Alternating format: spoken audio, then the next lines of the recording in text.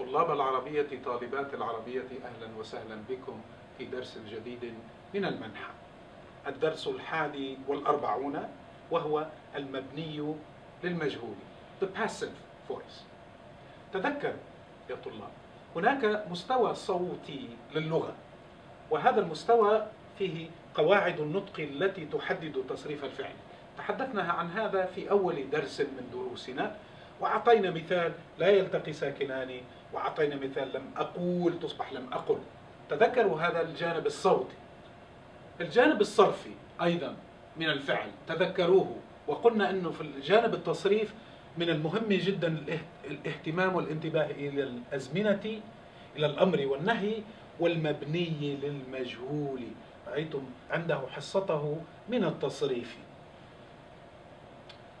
المبني في الحقيقة لأمرين اثنين: المبني للمعلوم the active voice، والمبني للمجهول the passive voice. In Arabic, basically what you're saying is that which is attributed to the known and that which is attributed to the unknown. The assumption is you don't know who did the act, and this is why you're using the passive. انظروا إلى المثالين. أغلقت الشرطة الشوارع. This is an active sentence. The police blocked the streets or closed the streets. المجهول أغلقت الشوارع. The streets were closed or blocked. المبني للمجهول في الحقيقة له كل المستويات اللغوية التي تحدثنا عنها في أول درس: المستوى الصوتي والصرفي والنحوي والبياني والثقافي. فلندرس كل واحد منها. المستوى الصوتي نستخرج المجهول بتغيير حركاته من المعلوم. So how do we actually get the passive? We get the passive by changing the voweling of the verb from the active to the passive. So what do we exactly do? We always start with the dhamma. بضم أول حرف. Any first letter of the verb is going to have a dhamma. وكسر العين في الماضي. So the ayn of the verb, the ayn of the root, has to have a kasra in the past and a fatha in all types of al-mudari. This is basically the vowel change that occurs from the active to the passive. So look, now we have an example here of all the verb forms that we know and how they behave, right?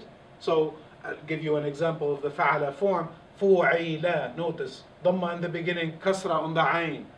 كُتِبَ. يُفْعَلُ. فتحة on المضارع. يُكْتَبُ, etc.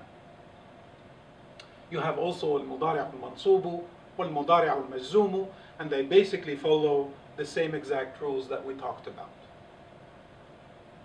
المستوى الصرفي. So at the morphological level, what happens?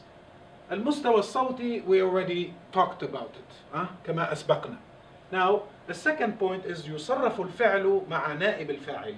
Now what you have is not the subject and an active sentence. What you have is what we call, the deputy subject. Something that replaces the subject becomes نائب الفاعل, and now you have to conjugate your verb with that so that they agree. The reason is, in Arabic sentences, you cannot have a sentence without a subject. So look at this. أحضر الوالد الهدية. So the father brought the gift.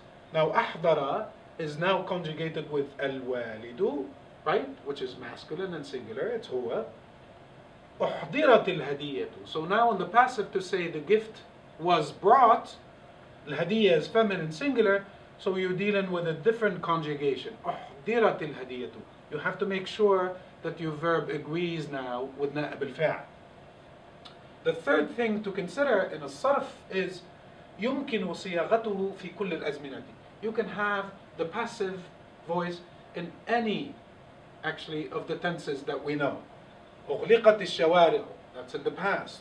ستغلق الشوارع, that's in the future.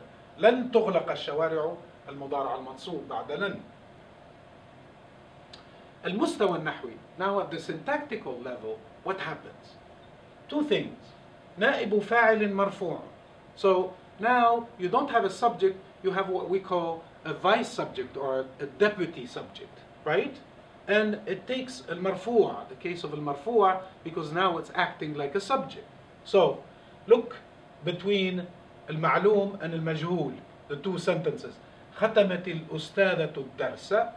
So here الأستاذة is فاعل, الدرس is مفعول به, this is the object, this is the subject. المجهول ختم الدرس.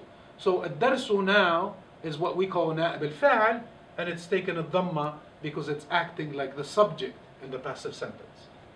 لا يمكن صياغة المجهول من الأفعال اللازمة. This is the second thing to consider as far as syntax goes. You cannot have the passive out of, intransitive verbs. Remember الأفعال اللازمة والمتعدية. الفعل اللازم is a verb that doesn't have access to an object. So تطور, for example, انقسم, اكتمل, استراح, إلى غير ذلك cannot really be turned into the passive for that reason. المستوى البياني. So at the semantic level, what happens in the passive? There's النية, the intention actually of the speaker, عن غير قصد, because they don't know and not on purpose, they actually do not know, or عن قصد وهو التجاهل. Sometimes we on purpose use the passive voice because we don't want to mention, who the actor is or who the subject is. So قتل رجل في ظروف غامضة, a man was killed in ambiguous circumstances or unclear circumstances. In this case, the intention is good. We don't know, actually, because of those circumstances, who did it. So the passive is used. Now, قتل عدد كبير من العراقيين. Many Iraqis, or a great number of Iraqis, were, killed. In this sentence that you might see in some newspapers, basically we're eliminating the subject, even though we know who the subject is. We don't want to mention it, and this is actually a choice, that we do make. Notice the difference between الفرق بين المجهول, the passive, and اسم المفعول. We talked about اسم المفعول, right? And اسم المفعول and المجهول, even though they look a bit similar, are different in the way they act. المجهول is based on the verb. That's what المجهول does. It transforms the verb so that the verb becomes passive. So لخص الكتاب, the book was summarized. اسم المفعول cannot be or take on the role of a verb. It's either صفة, it takes the role of an adjective, or a role of a noun. Look, for example, الكتاب ملخص, the book is summarized, right? Is a summary, right? واسم ملخص, يعني a summary of something. المستوى الثقافي, وهو آخر مستوى للمبني المجهول. يستعمل المبني للمجهول نادرا عندما نجهل الفاعل. في الحقيقة في العربية لا نفضل استعمال المجهول. It's not preferred as a style actually in Arabic, and it's avoided as much as possible unless we don't know who did it. So for example, many stories in Arabic start with قيل or روية. It was said, it was told, because we don't know who told this story. It might be a very old traditional story. Now it's being used also in recipes for food, even though sometimes you will see the imperative. This is a very important difference in between English and Arabic. In English you use the imperative. You would say, chop the onions, stir the mix. In Arabic now there's a shift more and more toward using مجهول. تلقى الخضروات في زيت الزيتون. So تلقى is actually used in the passive here. يستحسن استعمال الأوزان التي تحمل معنى المطاوعة. It's better in Arabic, and this is an option that we do have, that we have verb forms that have the reflexive meaning on them. Reflexive means that the subject is the same as the object. We see these, for example, in kasara, in the form انفعل is actually the epitome of such verbs. So انكسر الكأس is, you're saying basically the glass broke. And that reflexive form is a better option sometimes than using المبني المجهول. آخر شيء وآخر ملاحظة, المبني للمجهول فصيح ولا يستعمل في العاميات.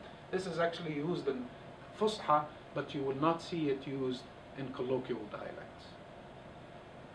شكرا جزيلا على انتباهكم، ونراكم في الدرس القادم.